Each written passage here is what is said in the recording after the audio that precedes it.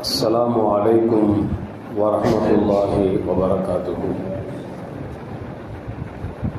الحمد لله رب العالمين والصلاة والسلام على أشرف المرسلين وعلى آله وأصحابه وأزواجه وذرياته وأهل بيته أجمعين. أما بعد فقد قال الله تعالى في القرآن العظيم وفي الفرقان المجيد: أعوذ بالله من الشيطان الرجيم بفضل بسم الله الرحمن الرحيم. فلينظر الإنسان إلى طعامه أنا صببنا الماء صبا ثم شققنا الأرض شقا فأنبتنا فيها حبا إلى آخر. صدق الله العلي العظيم.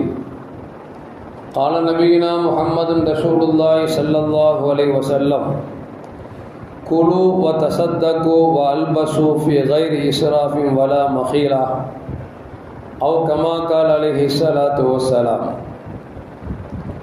رضينا بالله ربا وبالإسلام دينا وبمحمد صلى الله عليه وسلم نبيا ورسولا. يا سيدي يا رسول الله خذ بيدي قلت حيلتي أدركني يا شفيع المذنبين. اللهم صل وسلم على رسولك سيدنا ونبينا مولانا محمد وعلى آل سيدنا محمد وبارك وسلم عليه. எல்லாம் புகழும் புகழ்ச்சியும் உருவமற்ற ஏக இறைவனாம் அல்லாஹ் ஒருவனுக்கே உரித்தாக்கி, யாரை படைக்கவில்லை என்றால் இவ்வையகம் படைக்கப்பட்டிருக்காதோ அந்த வல்லல் முஹம்மதுன் ரசூலுல்லாஹி ஸல்லல்லாஹு அலைஹி வஸல்லம் அவர்கள் மீது ஸலவாத்தும் சலாமும் கூறியவனாக என் உரையை துவங்குகிறேன். எல்லாம் வல்ல அல்லாஹு ஜல்ல ஜலாலுஹு எதை சொல்லவும் கேட்கும் வாய்ப்பளித்தானோ அதன்படி நடந்து நல்ல மூமின்களாக வாழ்ந்து இந்த உலகத்தை விட்டு பிரிகிற பொழுது லா இலாஹ இல்லல்லாஹ் முஹம்மது ரசூலுல்லாஹ் என்ற கலிமாவை மொழிந்து ஜன்னத்துல் ஃபிர்தௌஸை கண்ணால் கண்டு அகமகிழ்ந்து சிரித்தவண்ணமாக மரணிக்கக்கூடிய நல்வாக்கியம் பெற்ற மக்களில் அல்லாஹ் நம் அனைவர்களையும் ஆக்கி அருள்வானாக. மரணித்தும் மரணிக்காத இறைநேசர்களின் கூட்டத்தில் அல்லாஹ் நம்மை ஆக்கி அருள்வானாக. நாளை மறுமையிலே மாணவி முஹம்மதுன் ரசூலுல்லாஹி ஸல்லல்லாஹு அலைஹி வஸல்லம் அவர்களின் திரு கரங்களால் ஹவுதுல் கௌசர் என்கிற தடாகத்தில் நீர் வருகி அன்னாரின் ஷஃபாத்தை பெற்று அன்னாரின் கரம் பிடித்து ஜன்னத்துல் ஃபிர்தௌஸ் என்ற உயர்ந்த சொர்க்கத்தில் அவர்களோடு அல்லாஹ் நம்மை சங்கமிக்க செய்வானாக. எல்லாவற்றுக்கும் மேலாக இறை அன்பை பெற்று இறைவனை பார்த்து பரவசம் அடையக்கூடிய அவருடைய லிகாவையும் ரிதாவையும் பெற்ற மக்களில் அல்லாஹ் நம்மை ஆக்கி அருள்வானாக. அருமையான மூமின்களே, அக்டோபர் 16 உலக உணவு தினமாக ஐநாவால் அறிவிக்கப்பட்டு அக்டோபர் 16 அதை கொண்டாடப்பட்டு கொண்டிருக்கிறது. உணவு என்ற இந்த வார்த்தையை அல்லாஹு ஜல்ல ஜலாலுஹு அது சம்பந்தமாக எந்தெந்த வார்த்தைகள் எல்லாம் இருக்கிறதோ அதையெல்லாம் ஒட்டுமொத்தமாக குர்ஆனில் 123 இடங்களில் நமக்கு சொல்லி காட்டுகிறார். ரிஸ்க் என்கிற இந்த உணவு இல்லாமல் மனிதனால் வாழ முடியாது என்பது மட்டுமல்ல, யாராலும் வாழ முடியாது என்கிற செய்தியை நாம் எல்லாம் அறிந்திருக்கிறோம். உணவு இல்லை என்று சொன்னால் மனிதன் எந்த இடத்திற்கு செல்லக்கூடாதோ, எந்த செயலை செய்யக்கூடாதோ அதையெல்லாம் செய்வதற்கு துணிந்து விடுவான் என்பதும் நமக்கு தெரிந்த செய்திகள் தான். அப்படி பார்க்கிற பொழுது இன்றைய காலத்தில் உலகளாவிய அளவிற்கு எடுத்துக்கொண்டோம் என்று சொன்னால் உணவு பற்றாக்குறையின் காரணமாக கிட்டத்தட்ட 733 மில்லியன் மக்கள் இன்றைக்கு பாதிக்கப்பட்டிருக்கிறார்கள் என்பது சர்வதேச கணக்கெடுப்பு நமக்கு சொல்லி காட்டுகிறது. 733 மில்லியன் அளவிற்கு மக்கள் உணவில்லாமல் பசித்த நிலையில் இருக்கிறார்கள் என்று சொன்னால் அல்லாஹ் தான் காப்பாற்ற வேண்டும். அல்லாஹு ஜல்ல ஜலாலுஹு எந்த தங்குதடையும் இல்லாமல் ஹலாலான ரிஸ்கை வாழுகிற காலமெல்லாம் எந்த குறையும் என்று அல்லாஹ் நிறைவான மக்கள்லாம் வழங்கி அருள்வானாக. அருமையான மோமின்களை, அப்படி பார்க்கிற பொழுது கிட்டத்தட்ட 127 நாடுகளில் பசியால் வாடக்கூடிய நாடு என்ற பட்டியலை 105வது இடத்தை இந்தியா பெற்றிருக்கிறது என்பதையும் நமக்கு சான்றிதழ் நமக்கு சொல்லி காட்டுகிறது. அது மட்டுமல்ல அருமையான மோமின்களே, ஒரு பக்கம் பசி பட்டினியால் வாடிக்கொண்டிருக்கிறார்கள் என்று சொன்னால், ஒரு பக்கம் மக்கள் உணவுகளை வீணடித்துக் கொண்டிருக்கிறார்கள் என்கிற செய்தியும் செய்திகள் நமக்கு தருகிறது. அப்படி பார்க்கிற பொழுது இந்தியாவில் மட்டும் ஒரு நபர் ஒரு நாளைக்கு 140 கிராம் உணவுகளை வீணடித்துக் கொண்டிருக்கிறார் என்று சொல்லி இன்றைக்கு அரசாங்கம் பட்டியலை கொடுத்து கொண்டிருக்கிறது. ஒரு பக்கம் ரிஸ்குகள், உணவுகள் இல்லாமல் பசியும் பட்டினியுமால் மக்கள் வாடுகிறார்கள். இன்னொரு பக்கத்தில் மக்கள் தான் தேவைக்கு அனுபவித்ததை போக வீண் விரயம் செய்யக்கூடியவர்களாக இருக்கிறார்கள் என்கிற செய்தியும் வருகிறது என்று சொன்னால், இந்த வீண் விரயத்தை மார்க்கம் என்ன சொல்லித் தருகிறது என்பதை நாம் கொஞ்சம் அலசி ஆராய வேண்டும். அருமையான மோமின்களே, ரிஸ்க் என்பதை நாம் தேடுகிறோமே தவிர, ஆனால் கொடுப்பது அல்லாஹ்வாக இருக்கிறான். தேடுவதுதான் நம் மீது கடமையை தவிர கொடுப்பது அல்லாஹ்வாக இருக்கிறான் என்பது இந்த மாற்று கருத்தும் அல்ல. உலகத்தில் காசு பணங்களை சம்பாதிக்கிறோம், நாம் சம்பாதித்தோம் என்று சொன்னால் நம்மால் ஒரு அரிசியை செய்ய முடியுமா என்றால் உலகத்தில் யாரும் செய்ய முடியாது. அல்லாஹ் ஜல்ல ஜலாலுஹு மழை பொழிய வைத்து நம்மை விவசாயம் செய்ய வைத்து அதில் நெற்கதிர்களை அல்லாஹ் வர வைக்கிறான் என்று சொன்னால் ரிஸ்கை கொடுப்பவன் அல்லாஹ்வாக இருக்கிறான், தேடுவது நமக்கு கடமையாக இருக்கிறது. ஒரு இடத்தில் அல்லாஹ் சொல்வான், வமா மின் தாபத்தின் ஃபில் அர்தி இல்லா அலல்லாஹி ரிஸ்குஹா.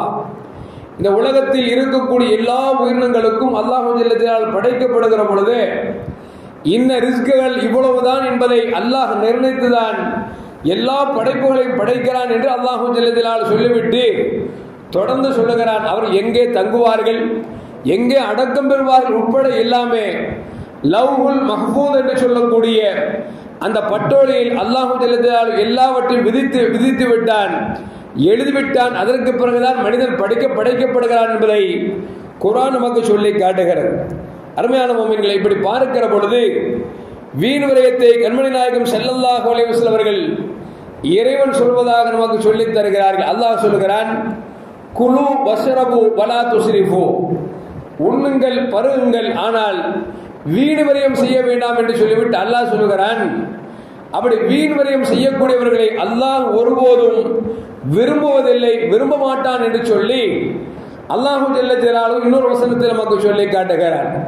இப்ப நமக்கு அல்லாஹ் கொடுத்த ரிஸ்குகளிலிருந்து உண்ணலாம், பருகலாம், ஆனால் அதை வீண் விரயம் செய்வதற்கு யாருக்கும் அனுமதி இல்லை என்பதைத்தான் அல்லாஹ் ஜல்ல ஜலாலுஹு சொல்லிவிட்டு, அப்படி வீண் விரயம் செய்பவர்களை நான் ஒருபோதும் விரும்ப மாட்டேன், நேசிக்க மாட்டேன் என்றால் என்ன அர்த்தம்? என்னுடைய சாபத்திற்கும் கோபத்திற்கும் ஆளானவர்கள் என்பதை அல்லாஹ் ஜல்ல ஜலாலுஹு ஆயத்தினுடைய உள்ரங்கத்தை நமக்கு சொல்லாமல் சொல்லித் தருகிறான். அருமையான மக்கள், அப்படி பார்க்கிற பொழுது நபிகள் நாயகம் ஸல்லல்லாஹு அலைஹி வஸல்லம் சொன்னதாக அம்ர் இப்னு ஷுஐப் ரலியல்லாஹு தஆலா நமக்கு சொல்லி காட்டுகிறார்கள். என்ன சொன்னார்கள்? கண்மணி நாயகம் ஸல்லல்லாஹு சொல்றாங்க, குழு அல்லாஹ் கொடுத்த ரிஸ்குகளில் இருந்து உண்ணுங்கள், வத்தசத்தகு நீங்கள் பிறருக்கு தான தர்மம் கொடுங்கள் என்று சொல்கிறார். சொல்லிவிட்டு நபிகள் நாயகம் ஸல்லல்லாஹு சொல்றாங்க, வ அல்பசு நீங்கள் நல்ல ஆடைகளை உடுத்துங்கள், ஃபீ கைரி இஸ்ராஃபின் வலா மஹீலத்தின் கஞ்சத்தனம் இல்லாமல் வீண் விரயம் இல்லாமல் நல்ல உணவுகளை உண்ணுவதோ, நல்ல பானங்களை குடிப்பதோ, நல்ல ஆடைகளை உடுத்துவதோ தவறில்லை என்பதை கண்மணி முஹம்மது ரசூலுல்லாஹி ஸல்லல்லாஹு அலைஹி வஸல்லம் சொன்னார்கள். வீண் விரயம் கூடாது என்று சொன்னபோது சஹாபி கேட்டார், யா ரசூலல்லாஹ், நல்ல ஆடைகளை உடுத்துவதோ நல்ல காலணிகளை அணிவதோ இது பெருமையில் சேருமா என்று கேட்ட பொழுது, வீண் விரயத்தில் சேருமா என்று கேட்ட பொழுது நபிகள் நாயகம் ஸல்லல்லாஹு சொன்னார்கள், இன்னல்லாஹ தய்யிபுன் யுஹிப்பு தய்யிப, அல்லாஹ் அழகானவன், அழகை விரும்புகிறான்.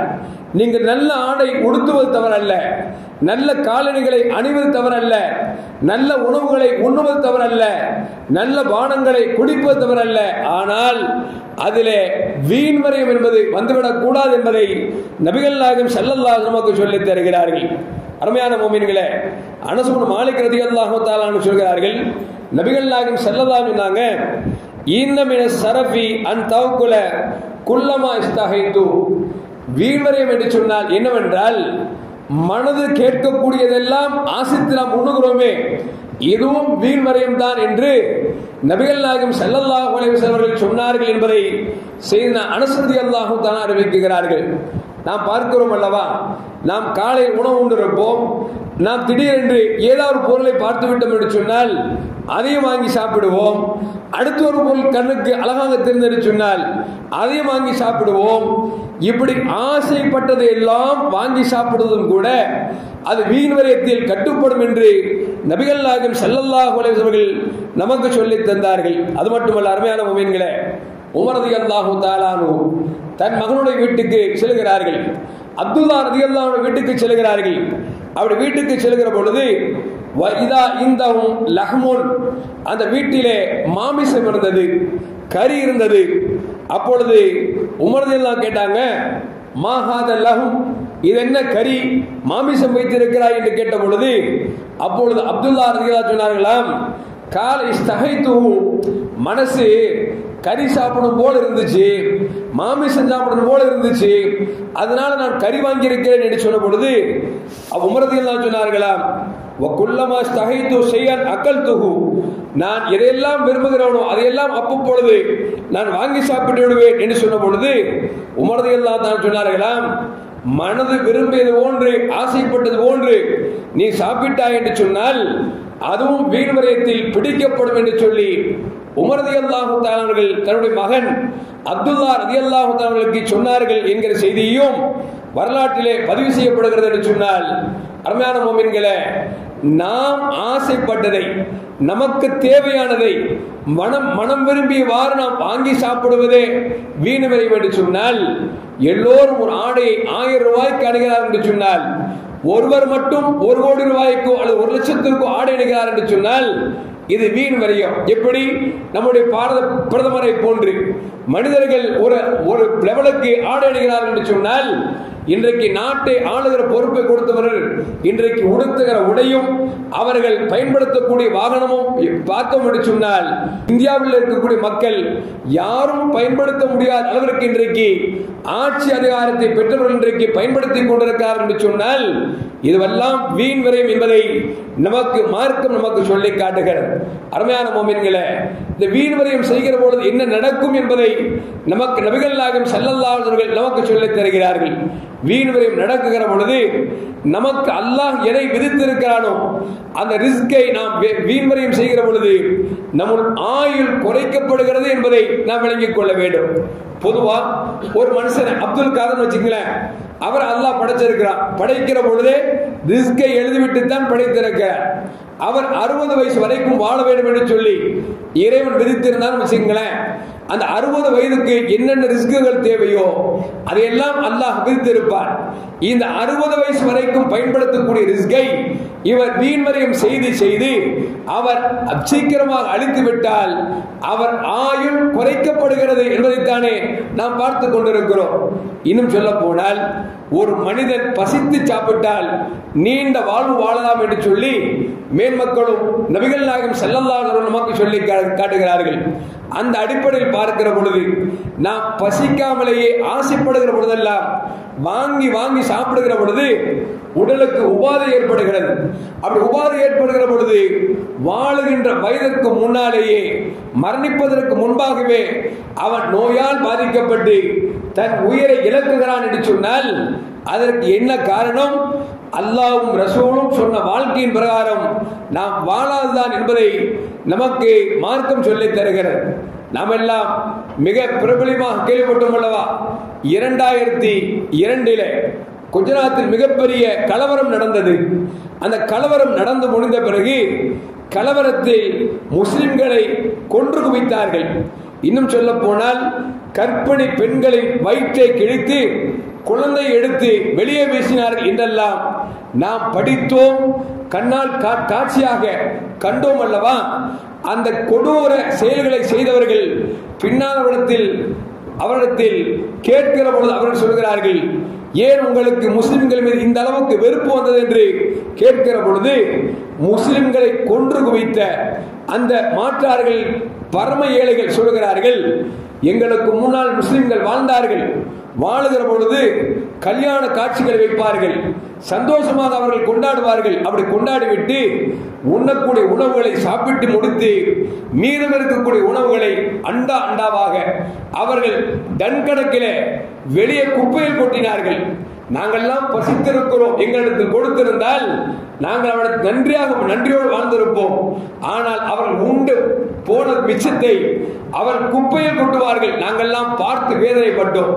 இது என்ன ஆகிவிட்டது என்று சொன்னால், காலப்போக்கில் எங்களுக்கு முஸ்லிம்கள் என்று சொன்னால் ஒரு வெறுப்பு ஏற்பட்டது. ஏனென்று சொன்னால், தான் உண்டு மீத உணவுகளை ஏழை மக்களுக்கு கொடுக்காமல் கீழே கொட்டுகிறார்கள் என்கிற அந்த வேதனையும் ஆதமும் எங்களுக்கு அதிகரித்துக் கொண்டிருந்த நேரத்தில் தான் குஜராத்தில் கலவரத்தை ஏற்படுத்துகிற பொழுது அங்குள்ள ஆட்சியாளர் சொன்னார்கள், முஸ்லிம்களை நீங்கள் கொண்டால் உங்களுக்கு நாங்கள் அதிகமாக பணம் தருகிறோம் என்று சொன்னார்கள்.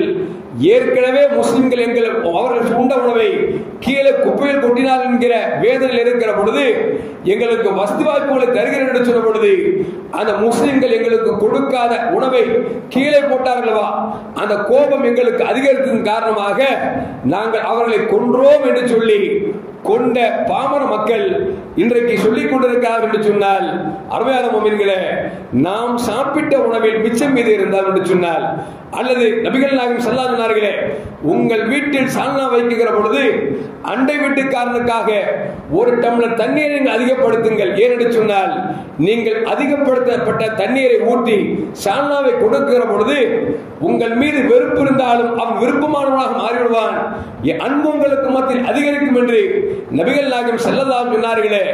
அந்த நிலையை நாம் பின்பற்றாததன் காரணமாக என்ன ஆனது என்று சொன்னால், குஜராத்திலே மிகப்பெரிய கலவரத்துக்கு பின்னணியில் முஸ்லிம்கள் தங்கள் உணவுகளை வீணடித்தார்கள். எனவே நாங்கள் அவர் மீது இந்த வெறுப்பின் காரணமாகத்தான் கொன்றோம் என்று சொல்கிறார்கள் என்று சொன்னால், இந்த வீண் வரியம் மனிதனின் மனதை எந்த அளவுக்கு அது பாதித்திருக்கிறது என்பதை கொஞ்சம் யோசித்து பார்க்க வேண்டும். அருமையான முஃமின்களே, அப்படி பார்க்கிற பொழுது இன்றைக்கு முஸ்லிம்களிடத்திலே கொடுக்கக்கூடிய அந்த எண்ணங்கள் குறைந்து கொண்டே இருக்கிறது. இன்னும் சொல்ல போனால் அடிக்கடி சொல்லுவேன், பிச்சைக்கார பொட்டி என்று நம் வீட்டிலே பிரிச்சு வைத்திருக்கிறோம் அல்லவா, இது வந்த பிறகு நம்மிடத்தில் தான தர்மங்கள் குறைந்து விட்டது.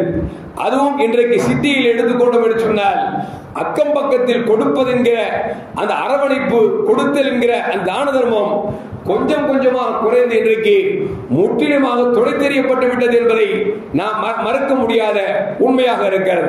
ஆனால் கிராமங்களில் பார்த்தோம் என்று சொன்னால், இவர்கள் சமைத்த உணவை அக்கம் பக்கத்தில் கொடுப்பார்கள், அவர்கள் சமைத்தது இவர்களுக்கு கொடுப்பார்கள். இப்படி இரண்டு பேர் பரஸ்பரமாக இருக்கிற பொழுது இவர்கள் வீட்டில் என்ன நடக்கிறது என்று அவர்களுக்கு தெரியும், அவர்கள் வீட்டில் என்ன நடக்கிறது என்று இவர்களுக்கு தெரியும். கஷ்டங்களில் பகிர்ந்து கொள்வார்கள், சந்தோஷத்தில் அவர்கள் சேர்ந்து கொள்வார்கள். ஆனால் இன்றைக்கு சிட்டியிலே பக்கத்து வீட்டுக்காரர் செத்து போய்விட்டால் கூட பக்கத்து வீட்டுக்காரனுக்கு தெரியாமல் இருக்கக்கூடிய சூழலுக்கு தள்ளப்பட்டிருக்கிறோம் என்று சொன்னால் என்ன காரணம்? நாம் உண்ணுகிற உணவை பிறருக்கு கொடுக்காமல் நாம் மறைத்து மறைத்து சாப்பிட்டது மட்டுமல்ல, மிச்சம் சொச்சம் இருந்தால் அதை கூட இன்றைக்கு ஃப்ரிட்ஜில் வைத்து அடுத்த நாள் சூடுபட்டு சாப்பிடுகிறோம். இல்லை என்று சொன்னால் 4 நாள் கழித்து கீழே ஊத்துகிறோம். தவிர பிறருக்கு கொடுக்கும் எண்ணங்கள் குறைந்து போய்விட்டது என்பதில் எந்த மாற்று கருத்தும் அல்ல. எனவே அருமையான மக்களே, இந்த உணவு என்பது இருக்கிறதே, இறைவன் கொடுக்கக்கூடிய மிகப்பெரிய அற்புதம் தான் இந்த ரிஸ்க் என்பது. இந்த ரிஸ்கை அல்லாஹ் நமக்கு கொடுத்திருக்கிறார் என்று சொன்னால் தானும் அனுபவிக்க வேண்டும், பிறருக்கும் கொடுக்க வேண்டும் என்கிறதை நபிகள் நாயகம் ஸல்லல்லாஹு அலைஹி வஸல்லம் சொல்லித் தருகிறார்கள். அதே நேரத்தில் ரிஸ்கை நாம் பருகிற பொழுது, உண்ணுகிற பொழுது எப்படி உண்ண வேண்டும், அது எந்த முறையில் கையாள வேண்டும் என்பதையெல்லாம் நபிகள் நாயகம் ஸல்லல்லாஹு அலைஹி வஸல்லம் நமக்கு சொல்லித் தருகிறார்கள். அன்னை ஆயிஷா ரலியல்லாஹு தஆலா சொல்வாங்க, இதா அக்கல அஹதுக்கும், நபிகள் நாயகம் ஸல்லல்லாஹு அலைஹி வஸல்லம் இதா அக்கல அஹதுக்கும், உங்களில் ஒருவர் உணவை உண்டால் ஃபல் எதுக்கு பிஸ்மில்லாஹ், நீங்கள் அல்லாஹ்வை சொல்லி அல்லாஹ்வின் பெயரை சொல்லி சாப்பிடுங்கள். பிஸ்மில்லாஹிர் ரஹ்மானிர் ரஹீம் என்று சொல்லி சாப்பிடுங்கள். வஇன் நசிய, ஒருவேளை நீங்கள் சாப்பிடுவதற்கு முன்னால் சொல்ல மறந்துவிட்டால் பிஸ்மில்லாஹி அவ்வளவு ஆகிரு என்கிறதை சொல்லுங்கள் என்று நபிகள் நாயகம் ஸல்லல்லாஹு அலைஹி சொன்னார்கள் என்பதை அன்னை ஆயிஷா ரலியல்லாஹு தஆலா அன்ஹா நமக்கு சொல்லி காட்டுகிறார்கள். இன்றைக்கு பார்க்கிறோம், முஸ்லிம்களிடத்தில் உண்ணுகிற பொழுது பிஸ்மில்லாஹிர் ரஹ்மானிர் ரஹீம் சொல்லுகிறோமா இல்லையா என்பதை ஒவ்வொருவரும் அவர் மனதில் கை வைத்து பார்த்தோம் என்று சொன்னால் 100க்கு 50 பேர்கள் சொல்வதில்லை என்பதுதான் உண்மையாக இருக்கிறது. ஏனென்று சொன்னால் அவர்கள் உண்ணுவதற்கு உணவை வைக்கிற பொழுதே டிவியை போட்டுருவான், அந்த இல்ல கையில செல்போன் எடுத்துக்குவான், சாப்பாடு வச்ச உடனே இப்படியே பார்த்துட்டு சாப்பிட்றான்னு தவிர பிஸ்மில்லா சொல்லுகிறாரா என்று சொன்னால் உண்மையில் பிஸ்மில்லா சொல்லாமல் இருப்பதுதான் இன்றைக்கு அதிகமாகிக் கொண்டிருக்கிறது என்பதில் எந்த மாற்று கருத்தும் அல்ல. நபிகள் நாயகம் ஸல்லல்லாஹு சொல்வார்கள், நீங்கள் வீட்டுக்கு சென்றாலும் உணவு உண்ணுவதற்கு முன்னாலும் நீங்கள் பிஸ்மில்லா சொன்னீர்கள் என்று சொன்னால் அந்த இடத்தில் ஷைத்தானுக்கு வேலை இல்லாமல் போய்விடும். நீங்கள் எப்பொழுது பிஸ்மில்லாவை சொல்லவில்லையோ அப்பொழுது உங்கள் இருக்கக்கூடிய இருப்பிடமாக இருந்தாலும் உண்ணக்கூடிய உணவாக இருந்தாலும் அதிலே பங்கீடு செய்வதற்கு ஷைத்தான் வருகிறான் என்று நபிகள் நாயகம் ஸல்லல்லாஹு அலைஹி வஸல்லம் நமக்கு சொல்லித் தருகிறார்கள். அது மட்டுமல்ல, இன்றைக்கு காலப்போக்கில் உண்ணக்கூடிய உணவை கூட மேஜையில் அமர்ந்து அதற்கு பேர் டைனிங் டேபிள் அப்படின்னு ஒன்று வச்சு அதுல உட்கார்ந்தாதான் சாப்பிடுறது ஒரு டீசென்ட் ஆகின்ற மக்கள் நினைத்துக் கொண்டிருக்கிறார்கள். படிப்பறிவு ஏற ஏற இன்றைக்கு எப்படி ஆகிவிட்டு சொன்னால் கையில தட்டை வாங்கி பிச்சை போன்று கையேந்தி பவன் என்று வாங்கி சாப்பிடக்கூடிய சூழல். பெரிய பெரிய பணக்காரத்துக்கு போகணும்னு சொன்னால் பெஃபே என்று சொல்லக்கூடிய மனிதர்கள் நின்று திங்கக்கூடிய ஒரு கலாச்சாரத்தை கொண்டு வந்து விட்டு இது நாகரிகமாக பார்த்து கொண்டிருக்கிறார்கள். எதுவெல்லாம் அநாகரிகமான செயலாக இருக்கிறதோ அந்த அநாகரிகத்தை செய்வது இன்றைக்கு நாகரிகமாகவும் தங்களுடைய இமேஜாகவும் நினைத்துக் கொண்டு இன்றைக்கு மக்கள் போய்கொண்டிருக்கிறார்கள் என்று சொன்னால் அல்லாஹ் தான் காப்பாற்ற வேண்டும். நபிகள் நாயகம் ஸல்லல்லாஹு அலைஹி எப்படி உண்டார் என்பதை சையதுனா அப்பாஸ் ரலியல்லாஹு தஆலா அறிவிக்கிறார்கள். கான ரசூலுல்லாஹி ஸல்லல்லாஹு அலைஹி வஸல்லம் யஜ்லிசு அலல் அர்த், ரசூலுல்லாஹி ஸல்லல்லாஹு அவர்கள் தரையில் அமர்ந்துதான் வயாக்குல் அலல் அர்த், தரையில் அமர்வார்கள், தரையிலே தான் உட்கார்ந்து சாப்பிடுவார்கள். இது ஸல்லல்லாஹு அலைஹி வஸல்லம் பண்பாடு என்பதை அப்பாஸ் ரலியல்லாஹு தஆலா அவர்கள் நமக்கு சொல்லி காட்டுகிறார்கள். இன்னொரு விஷயம் அப்படின்னா, பொதுவாக சேர்ல உட்கார்ந்து வச்சுங்களேன், வயிறு கூடி குறுகாதுங்க, அப்படி நிமிர்ந்து நிற்கும். எவ்வளவு போட்டாலும் போட்டுட்டே இருக்கலாம். தரையில உட்கார்ந்து பாருங்களேன், சாப்பிட்டோம்னா கொஞ்சம் சாப்பிட்டாலும் வயிறு நிறைஞ்ச மாதிரி இருக்கும். ரசூலுல்லாஹ் சொல்லுவாங்கல்ல, உங்கள் வயிற்று பகுதியை 3ஆக ஆக்குங்கள். ஒரு பகுதி உணவுக்கும், இன்னொரு பகுதி தண்ணீருக்கும், இன்னொரு பகுதி காலியாக விடுங்கள் என்று சொன்னார்களே, அந்த நிலை கீழே உட்கார்ந்து சாப்பிட்டோம் என்று சொன்னால் பெரும்பாலும் கிடைத்துவிடும். ஆனால் நாம டைனிங் டேபிள் உட்கார்ந்து சாப்பிட்டோம் அப்படின்னா அந்த வயிறு கொஞ்சம் கூட கூடி குறுகாம அரை வயிறு சாப்பாடு, ஆமா 3ல 2 பகுதி சாப்பாடு, ஒரு பகுதி தண்ணி குடிச்சிட்டு மூச்சு விட முடியாம பேச்சும் பேச முடியாம திக்கி திணறும் பொழுது ஒரு 7 கொக்கோ கோலையை வாங்கி ஊத்துனா அப்பா அவங்க யாப்பம் வந்து வச்சுங்களேன், எப்பா இப்பதான் நிம்மதியா இருக்கும்பா. அப்படியே படுத்தாரு வச்சுங்களேன், எழுப்பி பார்த்தா ஹயாத்தி இல்ல, மோத்தா போயிட்டாரு. என்னங்க நல்லாதாங்க சாப்பிட்டாரு, 7 சாப்பிட்டாரு, கொக்கோ கோலம் சாப்பிட்டாரு, படுத்தாரு, கொக்கோ கோல் போயிட்டாரு. அப்படி ஆகி போகுது இன்னைக்கு. அதுக்கு சொல்லுவார் அப்படின்னா, இந்த உணவு நமக்கு உடலுக்கு உபாதை ஏற்படுத்தாமல் நலனாக அமைய வேண்டும் என்று சொன்னால் ஸல்லல்லாஹு அலைஹி வஸல்லம் எப்படி அமர்ந்து சாப்பிட்டார்களோ அதுபோன்று தரையில் அமர்ந்து சாப்பிட வேண்டும். முடியாதவர்கள் பிரச்சனை இல்லை, பொதுவாக உடம்புக்கு முடியல, கீழே உட்கார முடியல, எந்திக்க முடியல இருக்கிற நிலையில் இருக்கிறவங்களுக்கு மார்க்கம் அனுமதி தரும். ஆனால் இன்னைக்கு அப்படி இல்லை. எந்த அளவுக்கு ஆகி போச்சுன்னா, பள்ளிவாசல்ல தொழு வந்தா கூட நின்று தொழுவதற்கு சோம்பேறித்தனம் பட்டு சேர்ல உட்கார்ந்து பல பேர் தொழக்கூடிய இருக்கக்கூடிய சூழ்நிலை பார்த்து கொண்டிருக்கிறோம். எதுக்கு சொல்லுவார் அப்படின்னா, ஸல்லல்லாஹு அலைஹி வஸல்லம் எதை சொன்னார்கள் பின்பற்றவில்லை என்று சொன்னால் அதிலே ஆபத்து இருக்கிறது என்பதை நாம் விலகிக் கொள்ள வேண்டும். அது மட்டுமல்ல, இன்னைக்கு படிச்ச பிள்ளைங்க பாருங்களேன், கடையில் போய் டீ வாங்கிட்டாங்கன்னா அந்த இடது கையில குடிச்சாங்கன்னு வச்சுங்களேன், அது ஒரு மவுசு, அது வலது கையில ஒரு சிகரெட், இடது கையில டீ, அப்படி இழுத்து கப்புன்னு அடிச்சு இழுத்துட்டு இடது கையில் குடிச்சான்னு வச்சுங்களேன், அவரோட படிச்சு வரான், டை கட்டி இருப்பாரு, ஷூ போட்டு இருப்பாரு. அது இடது கையில குடிக்கலாமா சாப்பிடலாமானா மார்க்க தவறுன்னு சொல்லுது. ஒண்ணு இல்ல, யாராவது இடது கையில சாப்பிடற போல எடுத்து கொடுத்தா நம்ம வாங்கி சாப்பிடுவோமா? ஏண்டா இடது கை எதுக்கு பயன்படுத்துறது, அந்த கையில போய் தர்றி அப்படின்னு அடுத்த சண்டைக்கு போறோமா இல்லையா? இப்ப நாம சாப்பிடுகிற பொழுது இடது கையில் குடிக்கிறோம் என்று சொன்னால் அப்ப என்ன அர்த்தம் என்றால், படித்தவனாகிவிட்டால் எதை செய்தாலும் அவன் இன்னைக்கு என்ன ஆயிடுச்சு, இன்னைக்கு நாகரிகமா என்கிற சூழ்நிலைக்கு தள்ளப்பட்டு விட்டோம். ஸல்லல்லாஹு அலைஹி வஸல்லம் சொல்வார்கள், இதா அக்கல அஹதுக்கும், உங்கள் யாராவது சாப்பிடுங்கள் என்று சொன்னால் ஃபல் யாக்குல் பியமீனிஹி, வலது கரத்தால் சாப்பிடுங்கள்.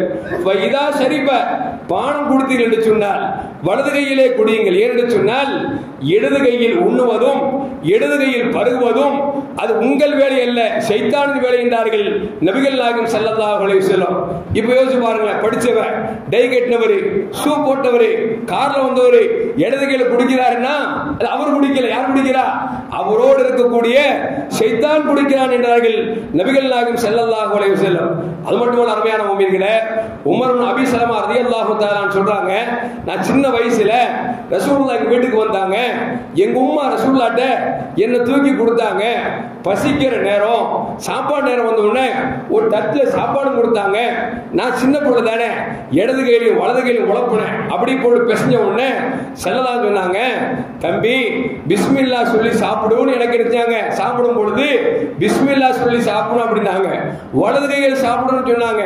சாப்பிடுகிற பொழுது அங்கும் இங்கும் உழப்பாமல் அலம்பாமல் உனக்கு பக்கத்தில் இருப்பதை எடுத்து சாப்பிடுங்கள் என்று சொன்னார்கள். அன்று சொல்லிக் கொடுத்த பாடம் இன்றைக்கு வரைக்கும் என்னை தொண்டு தொட்டு வருகிறது என்று அந்த உமர் இப்னு அபீ ஸலமா ரலியல்லாஹு அன்ஹு அவர்கள் நமக்கு சொல்லி காட்டுகிறார்கள். அது மட்டுமல்ல அருமையான முஃமின்களே, சாப்பிட்டு முடிந்தவுடன் ஸல்லல்லாஹு சொன்னாங்க, நீங்க சாப்பிட்டீங்க அப்படின்னா நீங்கள் உங்கள் விரலை சூப்பி சாப்பிடுங்கள் என்று சொன்னார்கள். ரசூலுல்லாஹி ஸல்லல்லாஹு அலைஹி வஸல்லம் பெரும்பாலும் ரொட்டி தான் அதிகமாக கிடைக்கும், சாப்பிட்டு இருக்காங்க. 3 விரல் சாப்பிடுவாங்க. 3 விரல் சாப்பிட்டுட்டு 3 விரலையும் சூப்புவார்கள் என்று ஹதீஸிலே பதிவு செய்யப்படுகிறது. அப்ப நாமளும் என்ன செய்யணும், சாப்பிட்டுட்டு 3 விரல் சூப்பணும். ஆனா இப்போ 3 விரல் இல்ல, 5 விரல் உள்ள கம்பியை கொடுத்துட்டான். எப்படிங்க, கடையில போனோம்னா 2 கம்பி கொடுத்திருப்பான், 5 விரல் இருக்கிற மாதிரி. அதுல புடிச்சிட்டு இப்படி இழுப்பார். எப்படின்னா சிங்கம் புலி இழுக்கும் பாத்தீங்களா, அந்த மாதிரி கிழிச்சு சாப்பிடுற மாதிரி கம்பியை கொடுத்த உடனே அதுல கிழிச்சு வாயில குத்துவார். எங்கேயாவது பேசிட்டு குத்துறாங்க, மூக்குக்குள்ள குத்திடுவார், பம்பு பிடிச்சு வேலையா போயிடும்.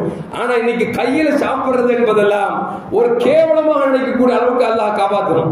அந்த அளவுக்கு இன்னைக்கு மக்கள் மாறிவிட்டார்கள். ஸல்லல்லாஹு அலைஹி வஸல்லம் 3 விரல் சாப்பிட்டுட்டு 3 விரல் சாப்பிடுவாங்க.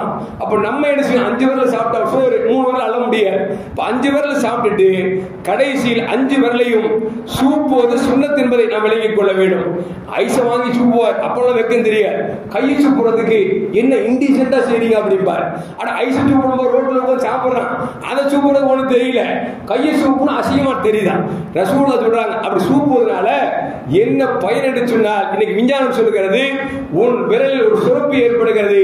நீ உண்ட உணவை செரிக்கக்கூடிய ஆற்றல் அந்த விரலில் வரக்கூடிய சுரப்பிக்கு இருக்கிறது என்று சொல்லி இன்றைக்கு விஞ்ஞானம் கண்டுபிடித்திருக்கிறது என்று சொன்னால், அருமையான முஃமின்களே, ரசூலுல்லாஹி ஸல்லல்லாஹு எதை சொன்னார்களோ அதை நாம் கடைபிடிக்க வேண்டும்.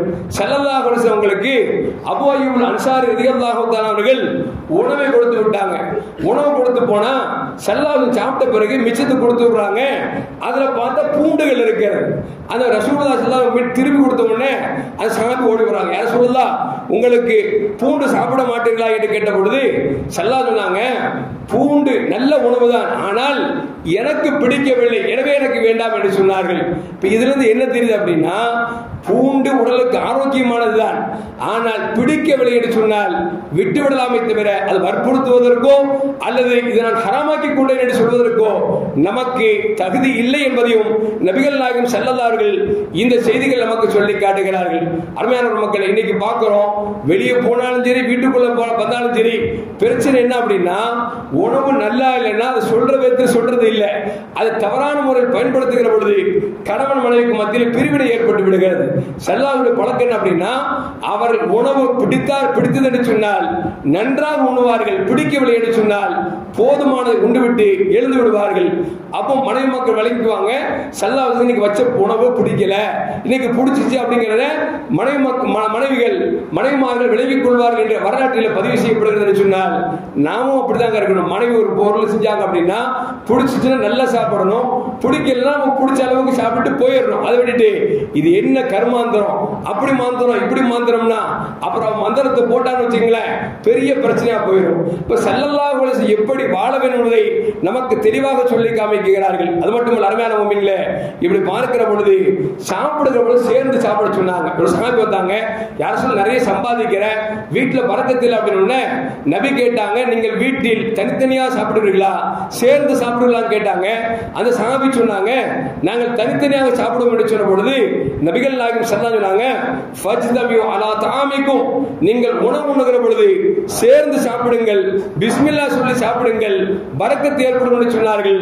அந்த சஹாபி அதை ஃபாலோ செய்தார், அதற்கு பிறகு பரக்கத்தை பெற்றார் என்பதும் வரலாற்றில் நமக்கு சொல்லப்படுகிறது. எதற்கு சொல்றோம் என்று சொன்னால், நபியின் 1500 ஆண்டுகள் கடந்து விட்டது. அந்த 1500 ஆண்டுகளுக்கு முன்னால் நபிகள் நாயகம் ஸல்லல்லாஹு எதை சொல்லி தந்தார்களோ அதுதான் கியாமத் நாள் வரைக்கும் செயல்படுத்த வேண்டும். அப்படி செயல்படுத்தினால்தான் நமக்கு அந்த ரிஸ்க், அந்த உணவு என்பது உடலுக்கு ஆரோக்கியத்தை தரும். தவிர நபியின் வழியை விட்டுவிட்டோம் என்று சொன்னால் அது உடலுக்கு உபாதை ஏற்படுத்தும் என்பது இந்த மாற்று கருத்தும் அல்ல. எல்லாம் அல்லாஹ் ஜல்ல ஜலாலுஹு நபிகள் நாயகம் ஸல்லல்லாஹு எந்த வாழ்க்கையை கற்றுத் தந்தார்களோ அதன்படி வாழக்கூடிய நல்ல முத்தகின்களின் கூட்டத்தில் என்னையும் உங்களையும் ஆக்கி அருள்வானாக. அஸ்ஸலாமு அலைக்கும் வரஹ்மத்துல்லாஹி வபரகாத்துஹு.